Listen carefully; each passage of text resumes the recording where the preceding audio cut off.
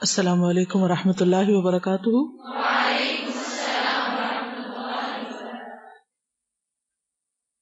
نحمده ونصلی علی رسولہ الکریم، اما بعد فاعوذ باللہ من الشیطان الرجیم، بسم اللہ الرحمن الرحیم، رب اشرح لی صدری ویسر لی امری واحلل عقدۃ من لسانی یفقہوا قولی۔ سیدہ قبیشہ بنت معن رضی اللہ عنہا، نام قبیشہ، والد معن بن عاصم اور خاوند کا نام ابو قیس بن اسلط تھا۔ اسے عامر بن جشم انصاری اوسی کے نام سے بھی پکارا جاتا کیونکہ قبیلہ اوس سے تھے۔ زمانے جاہلیت میں خواتین ظلم و جبر کی فضا میں زندگی بسر کرتی تھیں۔ عورت کو انسانی معاشرے میں یکسر طور پر حقوق سے محروم کر دیا گیا تھا۔ مردوں کے ہاں عورت کی کوئی عزت اور وقار نہ تھا، نہ ہی معاشرے میں ان کا کوئی وزن سمجھا جاتا۔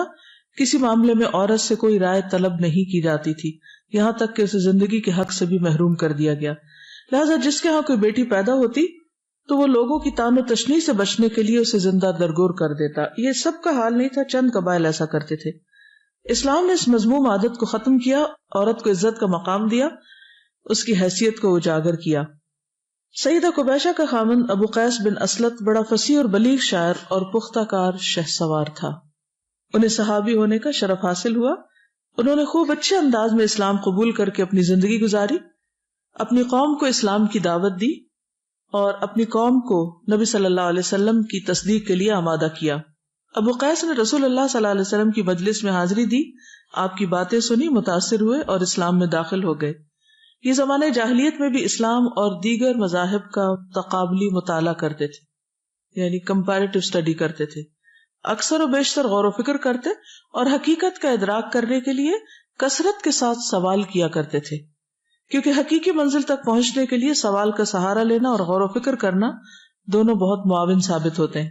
ابو قیس یہودی علماء سے ملتے، ان کے ساتھ یہودیت کے بارے میں بحث مباحثہ کرتے، اور یہ بحث مباحثہ صاف، شفاف اور طرز استدلال اس قدر صائب ہوتا کہ وہ بھی متاثر ہوئے بغیر نہ رہتے، اور وہ بھی ان کی علمی صلاحیت اور قابلیت کے معترف ہو جاتے۔ ایک روز ابو قیس رسول اللہ صلی اللہ علیہ وسلم کی خدمت میں حاضر ہوئے اور آپ سے سوال کیا کہ آپ کس چیز کی دعوت دیتے ہیں؟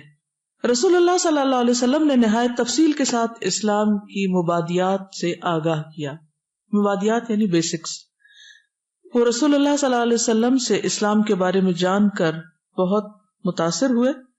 جب رسول اللہ صلی اللہ علیہ وسلم سے ملاقات کر کے باہر نکلے تو راستے میں عبداللہ بن ابی بن سلول ملا۔ اس نے کہا، ابو قیس تم ہمارے گروہ سے نکل گئے؟ اب تم کبھی قریش کے ساتھ دوستانہ تعلقات قائم کرتے ہو، کبھی محمد صلی اللہ علیہ وسلم کے پیچھے چلتے ہو، یہ تم نے کیا طریقہ اپنا رکھا ہے؟ ابو قیس نے برجستہ کہا کہ میں رسول اللہ صلی اللہ علیہ وسلم کی اتباع کو دل و جان سے بھی زیادہ عزیز سمجھتا ہوں اور ساری زندگی اس پر گامزن رہوں گا۔ یہ ضروری تھا کہ ابو قیس جیسے عقل مند عالم فاضل کو شریک حیات بھی ان کے معیار کے مطابق میسر آئے، تو اس انتخاب کے لیے ان کی نظر قبیشہ پر پڑی۔ سیدہ قبیشہ نے بھی موافقت کا رویہ اپنایا اور وہ اسلام قبول کر چکی تھی۔ میاں بیوی کی زندگی اچھی گزر رہی تھی۔ ابو قیس کی اس سے پہلے بھی شادی ہو چکی تھی، ان کے ہاں صرف ایک بیٹا ہوا اور اس کی والدہ فوت ہو گئی جبکہ ابھی وہ بالغ نہیں تھا۔ جب ابو قیس نے قبیشہ کے ساتھ شادی کی اور وہ اپنے گھر میں آ گئی، یعنی شوہر کے گھر میں، تو پہلی بیوی کے اہل خانہ آ گئے اور انہوں نے مطالبہ کیا کہ بیٹا ہمارے سپرد کیا جائے، یہ ہمارے ساتھ رہے گا۔ ابو قیس جس نے بیٹا ان کے سپرد کرنے سے انکار کر دیا۔ یعنی عام طور پر یہ ہوتا ہے کہ جب طلاق ہو جائے یا کوئی فوت ہو جائے تو بچوں کے بیچ میں جھگڑا ہو جاتا ہے کہ کون کس کے پاس رہے گا۔ تو بہرحال باپ نے کہا کہ بیٹا میں خود پالوں گا، تو انہوں نے اس شرط پر بیٹے کو وہاں رہنے پہ راضی ہوئے کہ یہ تمہاری نئی بیوی قبیشہ اس کی نگہداشت اسی طرح کرے جیسے یہ اس کا اپنا بیٹا ہو، یعنی اس شرط پہ ہم چھوڑ سکتے ہیں۔ انہوں نے وعدہ کیا کہ ایسا ہی ہوگا، اور جب انہوں نے دیکھا کہ واقعی قبیشہ اس بچے کی تربیت اس طرح کر رہی ہیں جیسے اپنے بچے کی کرتے ہیں، تو وہ لوگ بہت خوش ہوئے اور دونوں میاں بیوی کے درمیان بھی تعلقات بہت اچھے رہے۔ پھر ابو قیس بیمار ہو کر بستر پر لیٹ گئے تو قبیشہ اپنے شوہر کے لیے بہترین تیماردار ثابت ہوئی۔ انہوں نے اپنے خاوند ابو قیس کی شفایابی کے لیے ایک ماہر اور تجربہ کار نرس کی طرح کے فرائض انجام دیے۔ انہوں نے اپنے خاوند کی تکالیف کو کم کرنے کے لیے ہر ممکن کوشش کی اور گڑ گڑا کر دعائیں بھی مانگی، لیکن موت کا وقت جب قریب آ جاتا ہے تو سب تدبیریں دھری کی دھری رہ جاتی۔ ابو قیس کے ساتھ بھی یہی ہوا۔ جب انہیں یقین ہو گیا کہ اب ان کا دنیا سے رخصت ہونے کا وقت آ گیا ہے تو انہوں نے اپنی بیوی کو وصیت کی کہ میرے بیٹے کا خیال رکھنا اور اس سے حسن سلوک سے پیش آنا. یاد رکھو کہ اسے کوئی تکلیف نہ ہو, کسی محرومی کا شکار نہ ہو, اسے تمہاری نگہداشت کی ضرورت ہے حتیٰ کہ وہ میچور ہو جائے.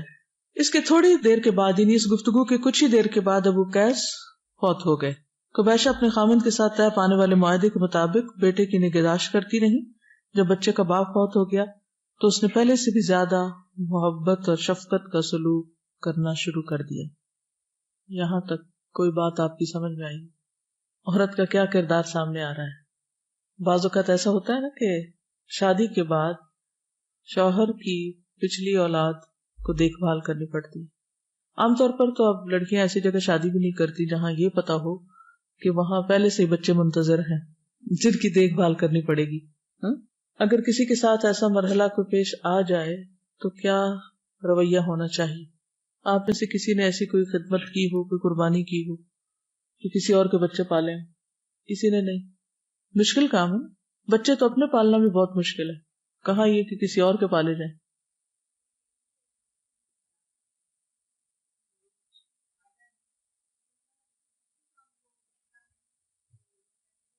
ان کی بیٹی کو طلاق ہو گئی, ان کے بچے تھے, شوہر نے دوسری شادی کی, اس خاتون نے ان کی بیٹی کے بچوں کو پالا اور بہت ہی عمدہ طریقے سے, وہ اسکول میں جاب بھی کرتی ہیں, تو وہاں کسی کو یہ پتہ ہی نہیں چلا کہ یہ ان کے اپنے بچے نہیں ہیں, اور اس بہترین طریقے سے انہوں نے ان کی کیئر کی, اور یہ دعائیں دیتے ہیں کہ کس طرح انہوں نے ان بچوں کی لک آفٹر کی. واقعی ایسے لوگ ہوتے ہیں کہ جو اللہ کی خاطر اس قسم کے نفس کے خلاف اور نفس پر بھاری قسم کے کام کر سکتے ہیں. جی السلام علیکم. استاذہ میری اسٹیپ مدر ہیں اور وہ میری خالہ ہیں, پہلی امی میں سے ہم 4 بہنیں.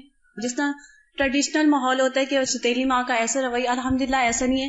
میں کہتی ہوں کہ شاید کسی کے اسٹیپ مدرس کے بارے میں نے کبھی سنا, لیکن میں کہتی ہوں میری امی بھی یہی ہیں اور میں نے کبھی ان کو اسٹیپ مدر یا ستیلی ماں سمجھا ہی نہیں, اور الحمدللہ کہ ہر طرح کی ہماری خواہش پوری کرتی ہیں. الحمدللہ, کیونکہ تعلقات دونوں طرف سے ہی ہوتے ہیں نا. اگر ایک اچھی طرح پیش آئے گا تو دوسروں کے دل میں بھی محبت پیدا ہوگی. دیکھیے, بچے اپنے ہوں یا سوتیلے ہوں یا کسی اور رشتے دار کے ہوں یا کسی کے بھی بچے ہوں, مسلمان بچے ہیں, ان بچوں کی کیئر کرنا, ان کی تربیت کرنا, ان کا خیال رکھنا, یہ ہم سب کی ذمہ داری ہے. یعنی اگر دیکھا جائے تو سب کے بچے ہمارے بچے ہیں.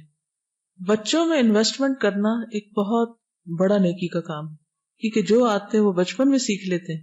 بچہ کسی کا بھی ہو, چاہے آپ سفر کے دوران کسی کے بچے کو کوئی اچھی بات سکھا دیتے ہیں یا کسی بھی موقع پر کہیں پر بھی, چاہے یہ بھیک مانگنے والے بچے ہوں جو رستوں میں ہوتے ہیں, تو آپ دیکھیں گے کہ آپ کو خود کتنی زیادہ خوشی ہوگی. میری بیٹی آج کل آئی ہوئی ہے تو وہ کہیں بازار میں کچھ لینے کے لیے گئی تو کہنے لگی کہ مجھے کچھ بھوک سی لگی تھی, تو میں نے کہا چلے میں اندر جا کے کچھ لیتی ہوں. وہاں پہ شاید کوئی کیفے تھا, یہ کیا. کہتی ہے کہ جب میں اندر جانے لگی تو کچھ بچے میرے پاس ہے, کہنے لگے باجی مجھے بھوک لگی ہے, ہمیں بھی کچھ کھلا دے. تو کہتی ہے میں سارے بچوں کو اندر لے گئی, تو وہاں ان کو بٹھایا اور ان سب کو کھلایا, اور پھر رو بھی رہی تھی ساتھ. کہتی کہ میں دیکھ رہی تھی کہ وہ بچے انہوں نے پورا خود نہیں کھایا, آدھا کھایا آدھا رکھ لیا اور کہا میری امی ہے, کسی نے کہا میرا بھائی باہر ہے, کسی نے کسی کا خیال کیا. کہتی کہ مجھے بھولتی نہیں یہ بات کہ اتنی سخت سردی میں یہ مانگنے والے بچے, ایک آتا ہے کوئی ڈانٹ دیتا ہے, کوئی کہتا ہے ہیبیچول ہے, کوئی کچھ کہتا ہے, کوئی کچھ کہتا ہے, لیکن کوئی عزت نہیں دیتا. تو قرآن کیا کہتا ہے, یتیم کے ساتھ یا مسکین کے ساتھ کیا سلوک کرو, اما السائل فلا تنہر, اور ارأیت الذی یکذب بالدین فذلک الذی یدع الیتیم ولا یحض علی طعام المسکین ولا یحض علی طعام المسکین. تو ان بچوں کو کوئی بھی ہو, ان کا ذمہ دار یا ان کے ماں باپ نے مانگنے کے لیے چھوڑے, کچھ بھی, مسکین تو ہے ہی نا. اور اگر انہوں نے مانگ تانگ کے آپ سمجھتے بہت کچھ جمع کر رکھا ہے تو بھی وہ تو بچے ہیں نا.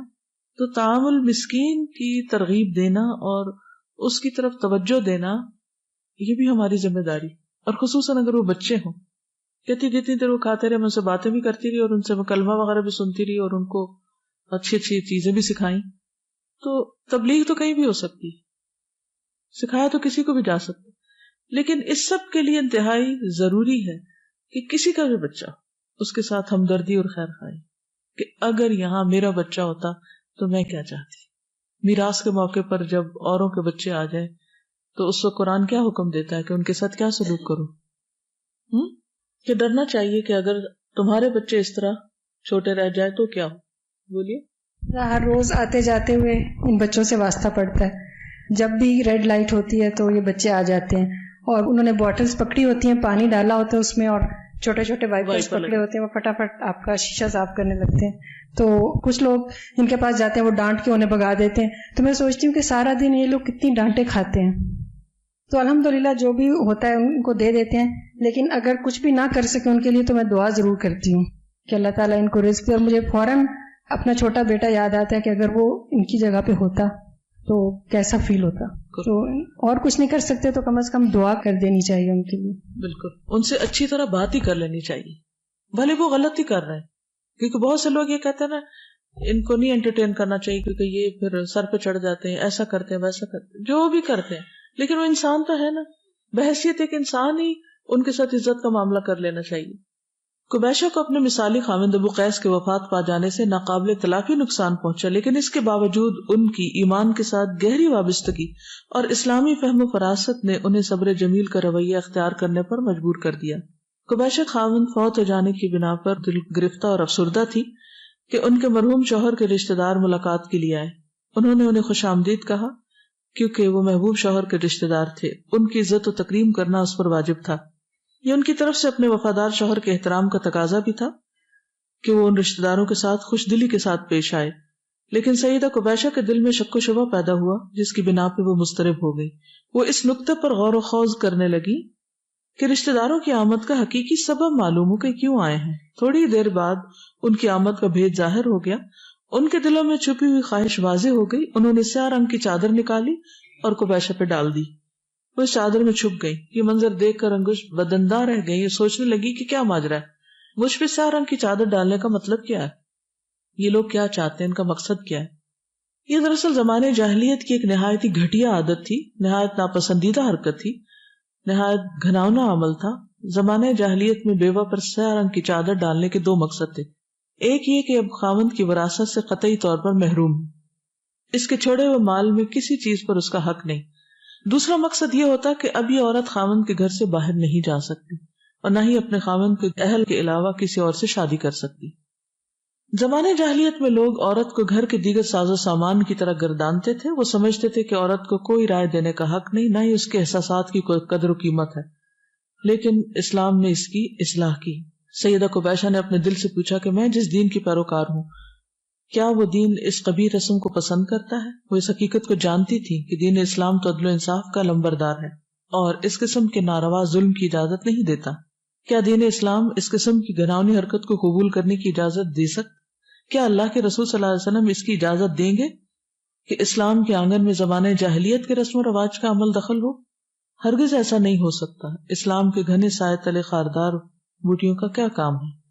بہرحال اسلام نے چونکہ اس نظریے کی تردید کی کہ عورت بیوہ ہونے کے بعد شادی نہیں کر سکتی اور اس کو روکنا بھی نہیں چاہیے, اس بنا پر ابو قیس کے گھر والوں نے اس کے بیٹے سے کہا کہ تم اپنے باپ کی بیوی کے ساتھ نکاح کر لو. کیونکہ زمانے جاہلیت میں یہی ہوتا تھا کہ سوتیلا بیٹا باپ کی جو بیوی ہوتی تھی اس کے ساتھ نکاح کر لیتا یا اس کو اپنی وراثت میں لے لیتا. جیسے مال ہوتا تھا ایسے ہی خواتین کو بھی مال میراث کی طرح تقسیم کر لیا جاتا. انہوں نے کہا میں نے اپنا بیٹا سمجھ کر اس کی پرورش کی ہے اور یہ خاندان میں سب سے بہتر نوجوان ہے, لیکن میں دین اسلام کی پیروکار ہوں. میں اس سلسلے میں رسول اللہ صلی اللہ علیہ وسلم سے مشورہ کروں گی کہ دین کیا کہتا ہے. اس طرح سیدہ قبیشہ کا اپنے گھر سے باہر جانا ممکن ہو سکا, کیونکہ ویسے تو اجازت نہیں تھی نکلنے کی, لیکن انہوں نے کہا کہ میں نے نبی صلی اللہ علیہ وسلم سے اس مسئلے کا حل پوچھنا ہے. سیدہ قبیشہ نے رسول اللہ صلی اللہ علیہ وسلم کی خدمت میں حاضر ہو کر عرض کیا, اے اللہ کے رسول صلی اللہ علیہ وسلم, میرا خاوند ابو قیس فوت ہو گیا. اس کا بیٹا قیس اپنی قوم کا بہت بہتر شخص ہے. اس نے میرے ساتھ نکاح کی خواہش کا اظہار کیا ہے. میں نے اس سے کہا ہے کہ میں نے تو اپنا بیٹا سمجھ کر تیری پرورش کی. میں رسول اللہ صلی اللہ علیہ وسلم سے اس سلسلے میں پوچھوں گی کہ میرے لیے شرعی حکم کیا ہے. میں رسول اللہ صلی اللہ علیہ وسلم سے پوچھے بغیر اس سلسلے میں کچھ نہیں کر سکتی. رسول اللہ صلی اللہ علیہ وسلم نے میری بات کو غور سے سن کر فرمایا, اقعدی فی بیتک حتی یأتی فیک امر اللہ, تم اپنے گھر میں بیٹھی رہو یہاں تک کہ تمہارے بارے میں اللہ تعالیٰ کا حکم آ جائے. قبیشہ رسول اللہ صلی اللہ علیہ وسلم سے ملاقات کرنے اور آپ کو اپنی بپتا سنانے کے بعد واپس گھر اس امید سے آئیں کہ ضرور اس مسئلے کا کوئی حل نکلے گا. تمام لوگوں کو پتہ چل گیا کہ قبیشہ رسول اللہ صلی اللہ علیہ وسلم کی خدمت میں حاضر ہوئی ہیں اور اپنے گھریلو حالات ان کو بتائے ہیں. اسی قسم کی صورتحال سے جو دوسری خواتین دو چار تھی انہوں نے بھی نبی صلی اللہ علیہ وسلم کو آ کر اپنی بپتا سنائی تو آپ نے سب کو یہی کہا کہ تم انتظار کرو یہاں تک کہ اللہ تعالیٰ کا فیصلہ آ جائے. ابھی کچھ ہی عرصہ گزرا تھا کہ اللہ سبحانہ وتعالیٰ نے یہ آیات نازل فرما دی. اے لوگو جو ایمان لائے ہو، تمہارے لیے یہ حلال نہیں ہے کہ عورتوں کے زبردستی وارث بن بیٹھو، یعنی انہیں اپنے گھر سے نکلنے نہ دو، اور نہ یہ حلال ہے کہ انہیں تنگ کر کے اس مہر کا کچھ حصہ اڑا لو جو تم ان کو دے چکے ہو. ہاں اگر وہ کسی واضح بدچلنی کی مرتکب ہو تو پھر اور بات ہے، ان کے ساتھ بھلے طریقے سے زندگی بسر کرو، اور اگر وہ تمہیں ناپسند ہو تو ہو سکتا ہے کہ تمہیں ایک چیز پسند نہ ہو مگر اللہ نے اس میں بہت کچھ بھلائی رکھتی ہو. اس کے بعد درج ذیل آیت کی تلاوت کی. جن عورتوں سے تمہارے باپ نکاح کر چکے ہوں ان سے نکاح ہرگز نہ کرو مگر جو پہلے ہو چکا سو ہو چکا، اور حقیقت میں یہ ایک بے حیائی کا فعل اور ناپسندیدہ اور برا چلن ہے. رسول اللہ صلی اللہ علیہ وسلم نے سیدہ قبیشہ اور ان کی مومن بہنوں کی جانب پیغام بھیجا جو رسول اللہ صلی اللہ علیہ وسلم کی خدمت میں اس نوعیت کی شکایت لے کر حاضر ہوئی تھی جس شکایت کا اظہار قبیشہ نے کیا تھا. ان سب کو اللہ تعالیٰ کے عدل و انصاف پر مبنی حکم سے آگاہ کیا اور انہیں یہ سندیسہ دیا، یعنی میسج دیا کہ تم ہر قسم کے ظلم و ستم سے آزاد ہو جو زمانے جاہلیت میں تم پر کیا جاتا تھا. اور اللہ تعالیٰ نے سچ فرمایا، ما فرطنا فی الکتاب، ہم نے ان کی تقدیر کے نوشتے میں کوئی کسر نہ چھوڑی، پھر یہ سب اپنے رب کی طرف سمیٹے جائیں گے.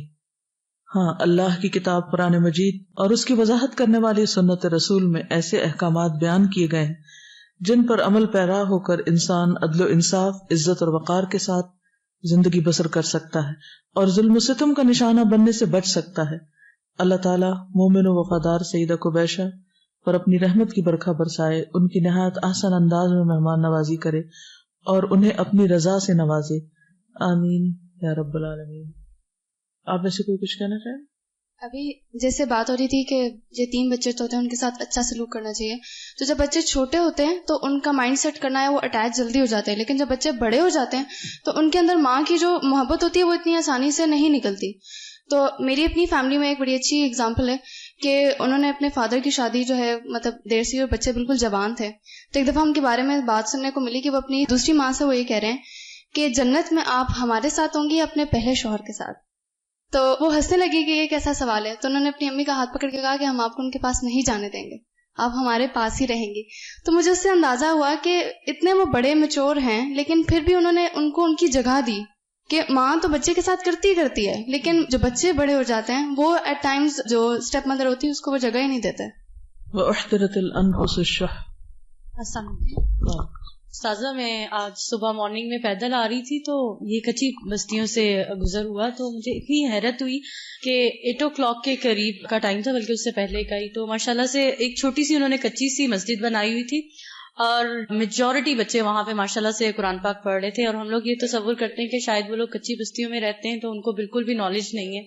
اور میں امیجن کری تھی اپنی مسجدیں اور اپنے بچے جو گھر میں اس وقت سو رہے ہوتے ہیں، اور نو ون از باؤنڈنگ دیم کہ آپ آئیں، یا وہ کوئی انسٹیٹیوٹ تو نہیں تھا جہاں پہ انہوں نے فورسفلی آنا ہو. ماشاءاللہ سے ان کی آوازیں باہر تک آ رہی تھی اور ہلکی سی میری نظر پڑی تو اندر 2 ماشاءاللہ سے قاری بیٹھے ہوئے تھے اور وہ انہیں پڑھا رہے تھے. تو پڑھ سکتے ہیں، اور صرف ہم لوگ ایک ان کو ان کی ظاہری اپیرنس کی وجہ سے سمجھ رہے ہوتے ہیں کہ شاید ان کو بالکل بھی نالج نہیں ہے، حتیٰ کہ وہ اپنے دن کا آغاز ہم سے زیادہ اچھا کر رہے ہیں صبح صبح. مجھے بہت انسپائرنگ لگا اور بہت میجورٹی تعداد میں تھے وہ بچے. اصل میں زندگی کے بہت سے سبق مشقتوں کے راستے ملتے ہیں اور ہم آسانیوں سے تلاش کرنا چاہتے ہیں. آپ بھی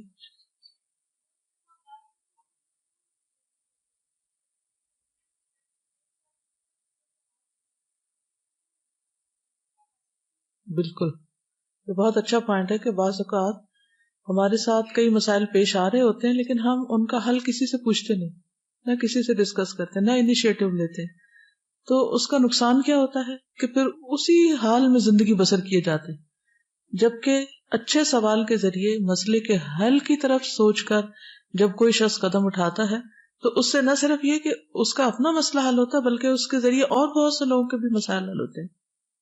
آپ دیکھیے کہ ہمارے معاشرے میں بھی سب سے زیادہ جس چیز کو تبدیل کرنا مشکل ہے وہ کیا ہے؟ رسم و رواج. آپ سوچئے کہ ایک عورت جو بیوہ ہو چکی ہے اگر پورا خاندان اٹھ کے آ کے اس کے اوپر کالی چادر ڈال کے اس کو بٹھانا چاہتا ہے تو وہ تو پہلے ہی مر چکی ہے آدھی. اور جس قوم کے ساتھ ہم رہ چکے ہیں وہاں تو ویسے ہی عورت کو شوہر کے ساتھ ہی جلا دیا جاتا ہے, ختم کر دیا جاتا ہے. تو ایسی صورت میں کوئی اٹھ کے یہ کہے کہ مجھے اپنے اس معاملے کے بارے میں پوچھنا ہے, کیونکہ بہت دفعہ کیا کرتے ہیں ہمارا دین کس کے تابع؟ خاندان کے تابع. جو خاندان کہے گا وہ ہمیں کرنا ہی کرنا ہے.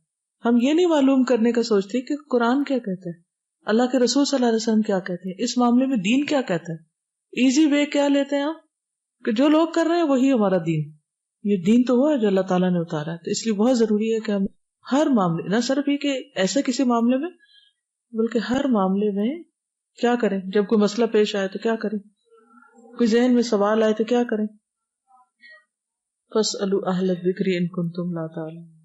جزاکم اللہ خیرا. سبحانک اللہم وبحمدک اشہد ان لا الہ الا انت استغفرک واتوب الیک. السلام علیکم ورحمۃ اللہ وبرکاتہ.